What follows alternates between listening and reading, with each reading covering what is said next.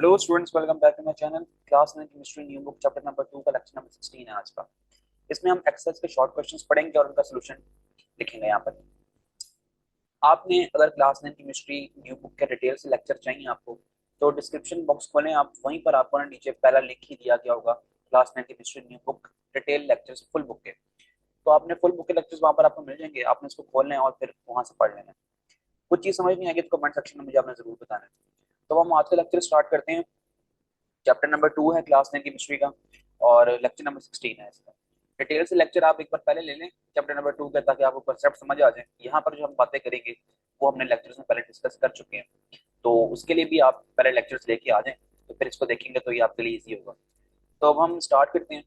पहला क्वेश्चन जो है ना, वो हमसे कहता है, why it is said that almost all the masses of an atom is concentrated in its nucleus। Question हमसे ये कह रहा है कि जो है ना, ऐसा क्यों कहा जाता है, ऐसा क्यों कहा जाता है कि जितना भी एटम का मास है ना, वो न्यूक्लियस के ऊपर ही है ज्यादातर। ठीक है, इसकी वजह क्या है वो हमने यहाँ पर इजी वर्डिंग में मैंने लिखी है, आपने इसको समझना है, फिर नोट डाउन करना है, इसको याद करना है। अच्छा, कहते हैं कि almost all the mass of an atom is in its nucleus. जितना भी एटम का वजन है ना, जितना भी मास है उसका, वो न्यूक्लियस के ऊपर ही होता है। अब इसकी वजह क्या है? Because protons and neutrons. क्योंकि न्यूक्लियस के अंदर प्रोटॉन्स होते हैं, न्यूट्रॉन्स होते हैं। इस बारे में हम डिटेल से लेक्चर्स में डिस्कस करके आ चुके हैं कि एटम का जो स्ट्रक्चर होता है वो इस तरह का शेल होता है, और अंदर उसके होता है एक न्यूक्लियस। न्यूक्लियस के अंदर प्रोटॉन्स होते हैं प्लस न्यूट्रॉन्स होते हैं। एक चीज और भी हम पढ़ के आ चुके हैं कि जो इलेक्ट्रॉन्स है ना, वो रिवॉल्व कर रहे होते हैं अराउंड द न्यूक्लियस। ठीक है, इसका इसकी जो मतलब है वो ये है कि जो इलेक्ट्रॉन का मास है ना, वो बहुत कम है। प्रोटॉन और न्यूट्रॉन का मास बहुत ज्यादा है। तो प्रोटॉन और न्यूट्रॉन न्यूक्लियस के अंदर है, इसका मतलब है कि इलेक्ट्रॉन का मास बहुत कम है, प्रोटॉन और न्यूट्रॉन का मास बहुत ज्यादा है। और प्रोटॉन और न्यूट्रॉन जो है ना, न्यूक्लियस के अंदर है, जिसकी वजह से न्यूक्लियस के ऊपर एटम का ज्यादातर मास है ना, न्यूक्लियस के ऊपर ही होता है। उम्मीद करता हूँ बातें आपको समझ आ गई होंगी। थोड़ा सा और रीड कर लेते हैं। which are much heavier than electrons, कि प्रोटॉन्स और न्यूट्रॉन्स इलेक्ट्रॉन से बहुत ज्यादा भारी होते हैं, are present in the nucleus, और वो होते हैं न्यूक्लियस के अंदर। आज कहता है electrons have very little mass compare to protons. Electron का मास जो है ना, वो बहुत कम होता है प्रोटॉन्स एंड न्यूट्रॉन्स की निस्बत। So their contribution to the total mass of the atom is negligible. अगर हम बात करें एज अ होल एटम के मास की, तो इलेक्ट्रॉन का मास इतना कम है कि उसको ना भी कंसीडर करो तो फिर भी चलेगी बात।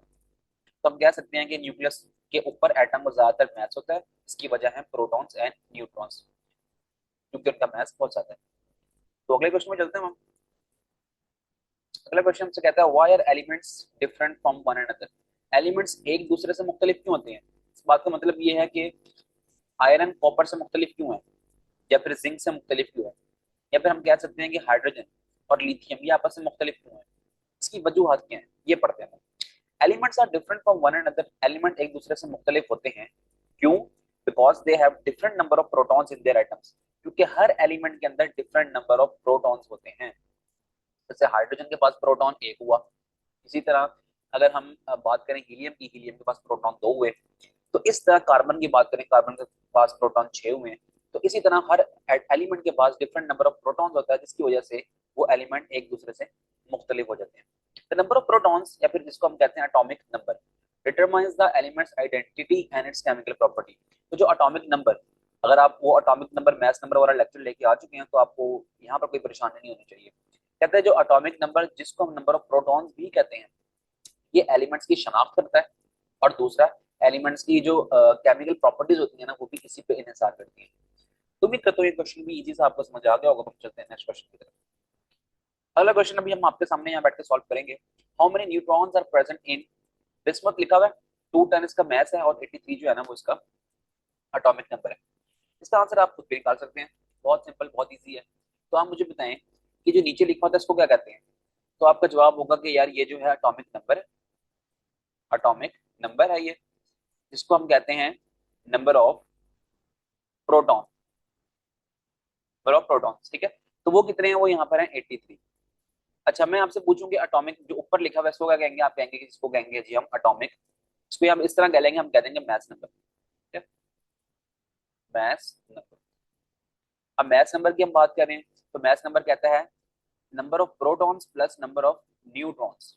ठीक है, तो प्रोटॉन तो 83 हो ही गए हैं, प्रोटॉन तो 83 हो ही गए हैं। ठीक है, तो न्यूट्रॉन्स कितने होंगे? ठीक है, प्लस न्यूट्रॉन, न्यूट्रॉन कितने होंगे? तो हम कहेंगे कि हम 210 210 टोटल इक्वल है प्रोटॉन का 83 प्लस न्यूट्रॉन। तो हम 210 माइनस 83 कर देंगे, जो हमारा आंसर होगा वो न्यूट्रॉन का होगा। तो ये टोटल नंबर ऑफ न्यूट्रॉन हम इस तरह कैलकुलेट करेंगे। तो समझ आ गई होगी उम्मीद करता हूँ मैं। नहीं समझ आई तो आपने कमेंट सेक्शन में दोबारा पूछ लेना है। इससे इसका आसान तरीका ये है कि एटॉमिक नंबर और मैथ नंबर वाला लेक्चर मैंने दिया हुआ है चैप्टर नंबर 2 का। प्लेलिस्ट में से आगे आप वो लेक्चर देख सकते हैं, atomic number and math number. तो आपको ये करना फिर आपके लिए मुश्किल नहीं होगा। वहां पर हमने बहुत सी एग्जाम्पल सॉल्व की थी, तो वहां से भी आपको समझ आ जाएगी। फिर आप यहाँ पर आएंगे तो आप खुद ही कर सकते हैं उसको। तो आगे चलते हैं अगले क्वेश्चन की तरफ। Why is tritium is radioactive element. Tritium होता क्या है? ये हाइड्रोजन है, हाइड्रोजन 3 1 वाला जो हाइड्रोजन होता है ना, उसको ट्रिटियम कहते हैं। ये इसी लेक्चर में हम जो आइसोटोप्स वाला लेक्चर था उसमें इसको डिस्कस करके आ चुके हैं। कहता है ट्रिटियम जो है वो रेडियो एक्टिव एलिमेंट क्यों है? रेडियो एक्टिव एलिमेंट कब होता है? उस वक्त होता है जब किसी भी एटम का जो न्यूक्लियाई है वो अनस्टेबल हो। और न्यूक्लियाई अनस्टेबल क्यों होता है? क्योंकि उसमें प्रोटॉन्स और न्यूट्रॉन्स होते हैं। जब नंबर ऑफ प्रोटॉन्स डिफरेंट हो जाए नंबर ऑफ न्यूट्रॉन से, तो फिर न्यूक्लियाई जो है ना अनस्टेबल हो जाता है और उसके अंदर से रेडिएशन निकलना शुरू हो जाती है। फिर उसको हम कहते हैं कि वो अब रेडियो एक्टिव एलिमेंट बन चुका है। ओके जी। Tritium is radioactive because its nucleus is not strong enough to stay the same forever.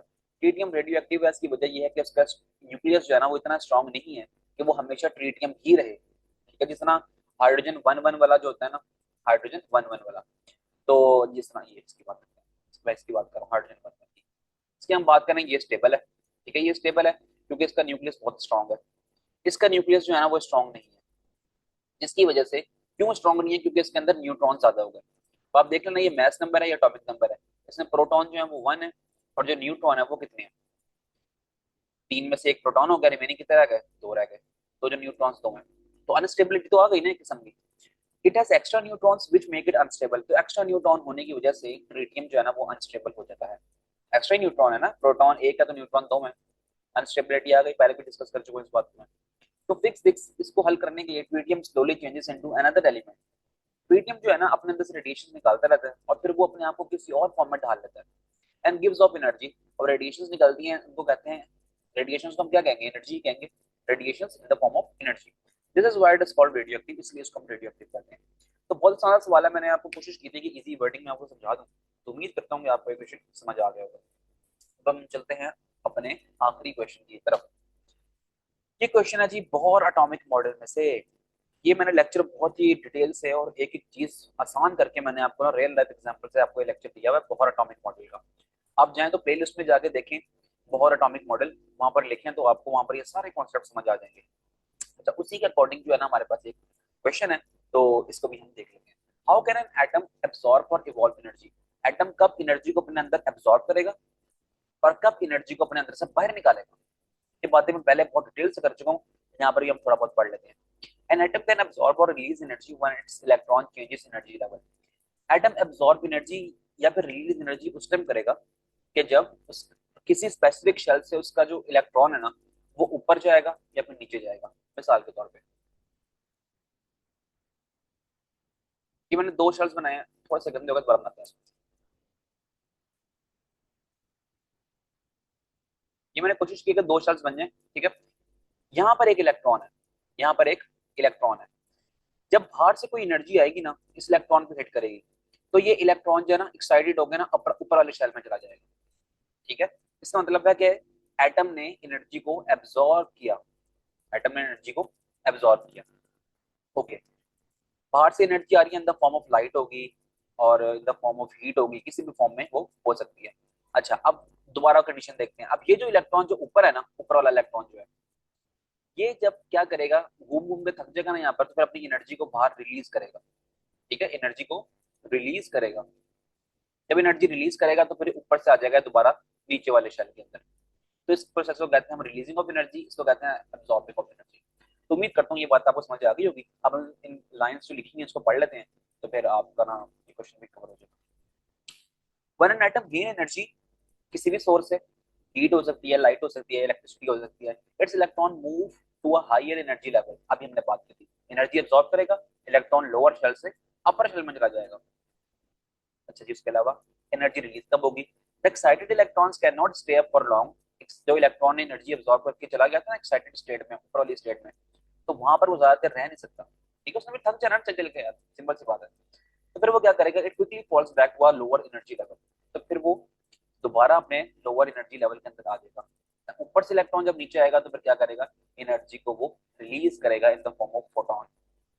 जब फोटोन जो है ना, कुछ डरना नहीं है इस लफ्ज को देख के, फोटोन जो है ना एनर्जी के वेव पैकेट को कहते हैं। ये एनर्जी, पता है आपको, वेव्स पढ़ी है, वेव में अप होता है डाउन होता है, अप होता है डाउन होता है।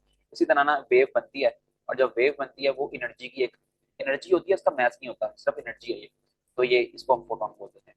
एनर्जी के वेव पैकेट को हम क्या बोल देंगे, फोटोन बोल देंगे। तो ये क्वेश्चन हमारे खत्म हो गए, एक्सेल से शॉर्ट क्वेश्चन। तो उम्मीद करता हूँ आपको ये सारे समझ आए होंगे। अगले लेक्चर में हम मिलेंगे, जो एक्सरसाइज में मजीद हमारे क्वेश्चन हैं उनको उनके साथ मिलते हैं। ठीक है, तो इस वीडियो को हम यहाँ पर खत्म करते हैं। तो मिलते हैं नेक्स्ट वीडियो में। वीडियो पसंद आई है तो लाइक कीजिएगा, और चैनल को जरूर सब्सक्राइब कर दीजिएगा। अगर आप क्लास 9 के स्टूडेंट हैं तो ये चैनल खास तौर पे आप लोगों के लिए ही है।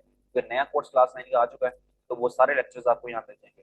आपको किसी और चैनल पर जाने की जरूरत नहीं पड़ेगी, आप जब एक बार यहाँ पर आ गए हैं, सिर्फ चैनल को सब्सक्राइब करना है और चैनल को विजिट करना है। आपको डेली बेसिस पे नई बुक के लेक्चर्स मिलते रहेंगे। अपना ख्याल रखिएगा जी। अल्लाह हाफिज़।